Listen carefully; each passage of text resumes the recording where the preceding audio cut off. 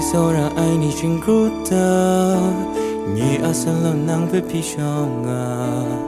Nang ayang lechunga Mami rarang ang kumsonga Kaming di sunong shindi lesya Na asom ye pengay ala ya tukha Yong shatumay ga Nyi akrodang kapla Yong takawai soram yate nang peso ai Mani manashamu na so ai ne ai Sulong kata mokom dai soram yani namatu Re nang muya yesom yewa Sak joy lam tang duya Nye asalom yong alisha Tai prata ting numaya sana ko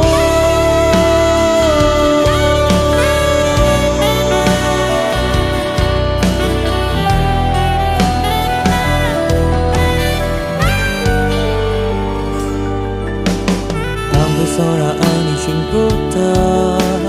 Nyi asal nang pepishonga Nang ayang lechunga Mami rarang ang kumsonga Kaming di sunong shinggi lesya Na asom ye pengay ala ya tukha Yong shatumay ga Nyi akrodang kapla Yong takawai sora nante nang peso ai Mani manashamu na so ai ne ai Salong kata mokom dai sora yani namatu Re nang muya yesom yewa Sak joy lam tang duya Nye asalom yong alisha Tai prasa ting numaya sana ko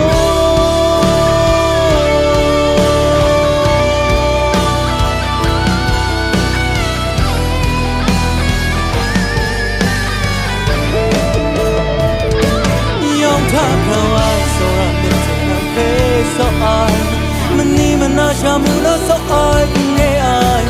Salong kata mokom dai soram yani namatu Re nang muya yesom yewa Sak joy lam tang duya